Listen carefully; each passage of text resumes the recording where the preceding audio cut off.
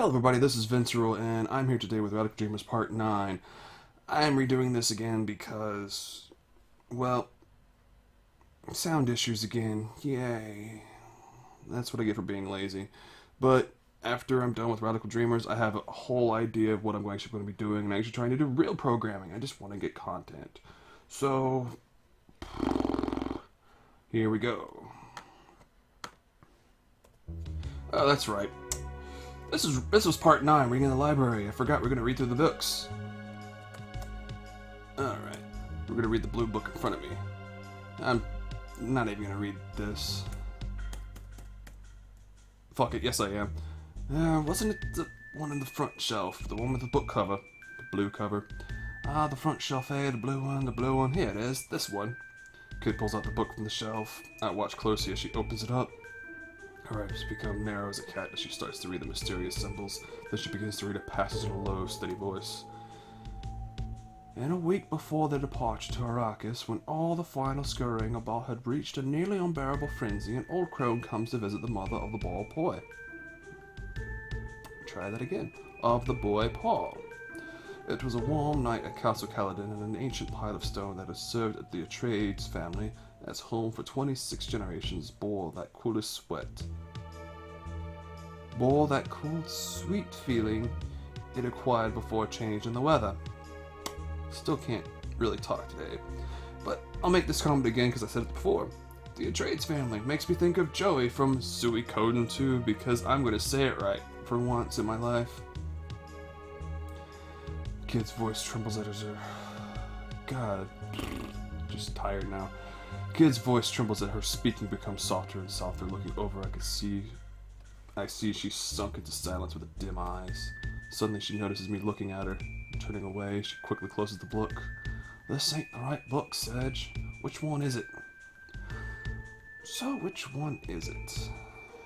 We're gonna do the red book in the front this time.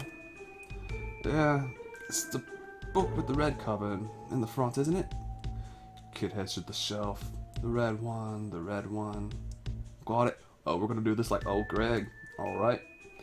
Kid pulls a book from the lower shelf. She opens it as we watch closely, leafing through it. A passage catches her eyes, which she begins to read in a low, steady voice.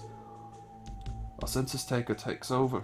A census taker once tried to test me. I ate his liver with I can't do it on demand. It just happens. God. A census taker once tested me. God damn it. A census taker once tried to test me. I ate his liver with some fava beans and a nice Chianti. Fly back to school, little starling. Yuck. What the hell is this? Kid yells, slapping me. I feel sick. Yuck. Shay, Serge, you should let Leia read such a thing. Now, which book is it? Now, I think it's because I got slapped and then hit again is probably why I died. Which you haven't seen yet. So we're gonna go on. Go to the green book in the front. That book over there, the green one. Maybe that's it. The green one. This one right here, okay. From the bottom of the shelves, Kid pulls out an old, decaying book. She coughs a little as she opens it, trying to avoid all the dust released. After looking through it for a while, she begins to read a page in a low, steady voice. Far out in the uncharted backwaters of the unfashionable end of the western spiral of the galaxy lies a small, unregarded yellow sun. Orbiting this at a distance of roughly 92 million miles is an utterly insignificant little blue-green planet whose apes descendants' life forms are so amazingly primitive that they still think digital watch is a pretty neat idea. Alright. And, the sad thing, I'm not into this episode as I was in the last one, but the last one, like I said, the audio just screwed up. And it's going to be wonky on this one because I'm doing it differently. But, like I said, this is from Hitchhiker's Guide to the Galaxy. There we go. But why is it? I guess it would be an old book to them. Actually, no, it wouldn't, because this is like 1003 AD or 1005 AD. So honestly, the book would not exist unless it was a. Anyway, never mind. We're gonna do the blue book in the back. Could be that blue book on the shelf over there. Well, it could be. It could be the right one, or is it the right one? I don't know. I'm pretty sure. Yeah, the blue one. Yeah. Kid was over the shelf already fuming. The blue one. The blue one. Got it. Kid pulls it off the shelf. I watch intently as she opens the dusty cover. Her eyes become narrow as a cat as she reads page after page with strange, convoluted symbols.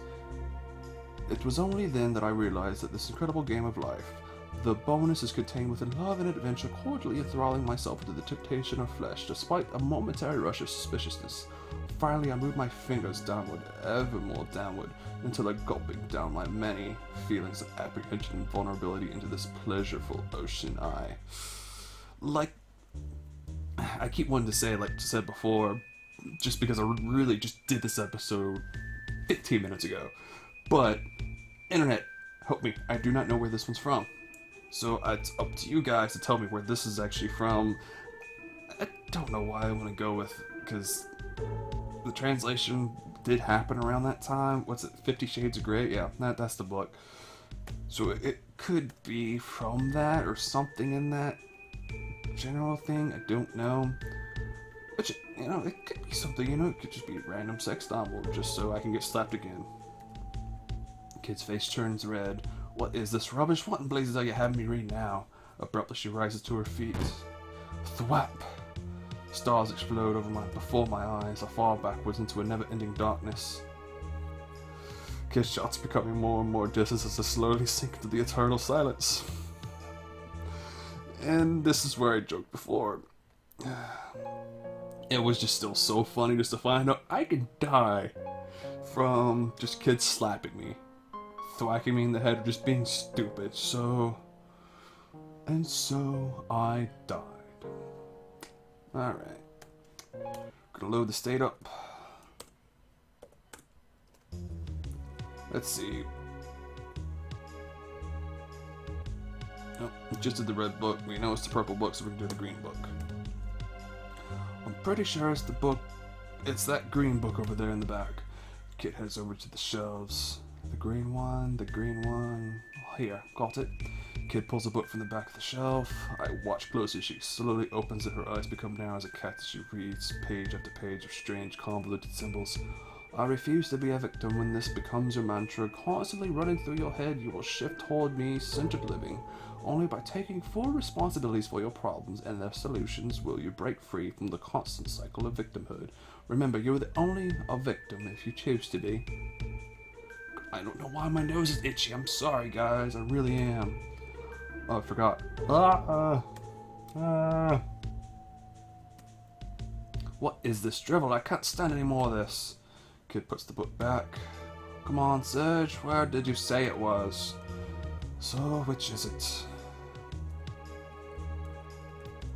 Alright, we're going to the right book.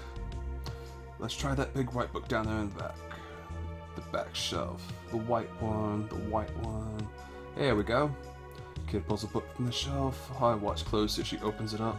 Her eyes become narrow as a cat as she starts to read the mysterious symbols. Then she begins to read a passage in a low, steady voice. Oi, the man in black fled across the desert and the gunslinger followed.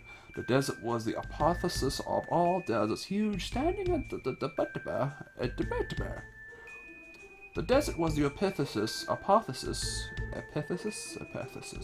all deserts, huge, standing to the sky for what might have been parsecs in all directions, white, blinding, waterless, without feature save for the faint, cloudy haze of the mountains which sketched themselves on the horizon, and the double grass which brought sweet dreams, nightmares, and death.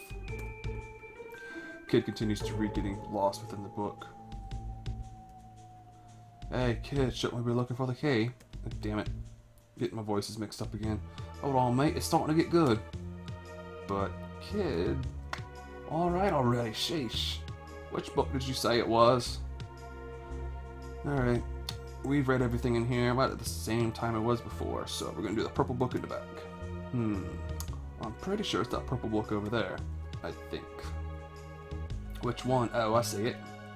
Kid pulls out a purple book toward the bottom of the shelves. I watch close as she opens it up. Flipping through the pages, suddenly an old brass key falls out of the book, hitting the ground with a clank. Alright. The K.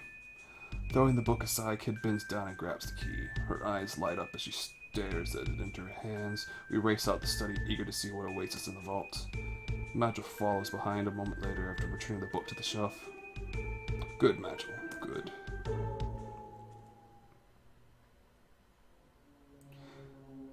We leave the study, retracing our steps through the dark passageway. Finally, the passage comes to a three-way branch.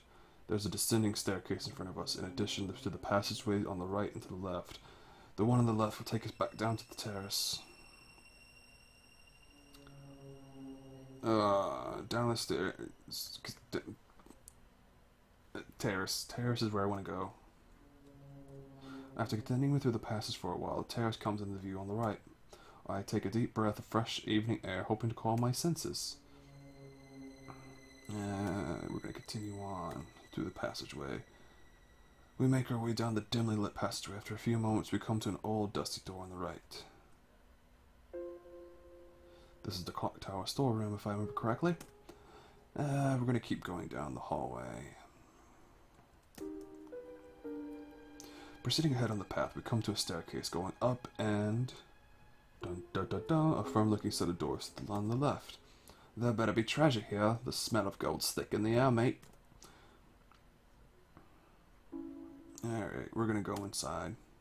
Gonna try to just bully on through. Bully?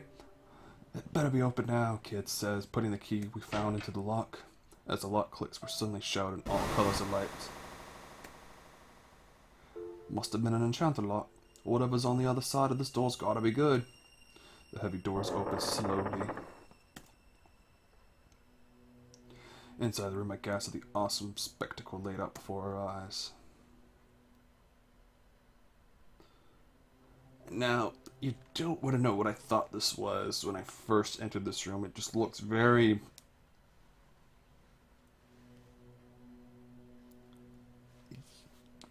That thing, you know, you do that when you're a kid. We're gonna go with that. Do that with the two hands, go like this, and go weedy weedy weed. Yep. That's exactly what I thought it was at first, or in some weird, misshapen way. Anyway, despite the sparse light, a brimming mountain of silver and gold and other precious-looking artifacts shimmer and twinkle throughout this huge treasure vault. Kid is almost drooling at the sight, but to be fair, a sight like this would captivate most people. Enormous heaps of riches are piled before our eyes in amounts most people will probably never see in their entire lives. It looks to be authentic. Remember, gold is the flame. Do not waste time with this frivolities, says Magil flatly. Jeez, I told you. I know. And of course, there I go. I can do Ringo again. Regardless of Magil's warning, Kid can't help but be taken aback. She gawks at the room's content in awe until... Hey, what's that in the back, on top of the pedestal? There, a palm-sized jewel radiates a pale crimson light, resting patiently behind the other treasure. It looks as though it's a roaring flame that somehow has been frozen in time.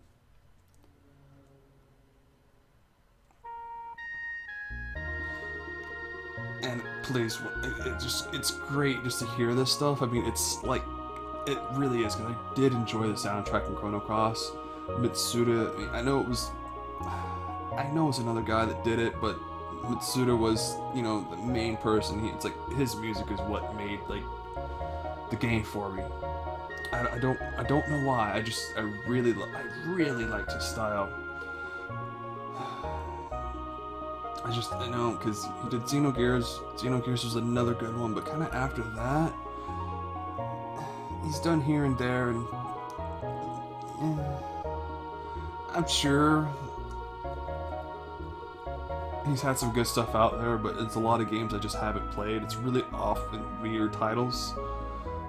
Just never got around to it. Anyway, let's go on. It's the frozen flame. As Magil glides over toward the pedestal, I'm nervous to call out. Nope. I learned last time. You didn't get to see me learn last time, but we know it's a trap. Fine, Kid frustratingly says, glancing back at the door. Just remember, we're short on time. After investigating the pedestal for a little while, Serge was correct. It does seem to be trapped. Magil steps back, stumbling something in a low voice, mumbling something in a low voice while placing his hand near the base of the pedestal. Slowly, an inscription begins to emerge on the surface, shining brightly for a moment. it should be disarmed now, he says before cautiously lifting the Scarlet Jewel from the pedestal. So just probably got the frozen flame, and guess what? We got our 15-minute mark. Didn't get as far as I did the last time, but hey, guess what? We got through it, and we're going for another part. God, this game was a lot longer than I thought it was. I really was aiming for like my first thing on here to be kind of short and sweet, just to get my point across and give me some time to actually talk to you guys.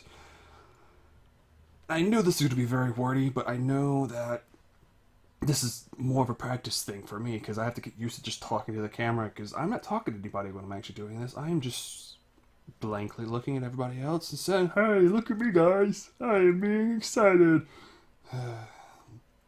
Anyway, thank you guys for watching, and stay tuned for the next time where we do Radical Dreamers Part 10. I know what's happening, but do you? Alright, stop recording. Still not voice activated.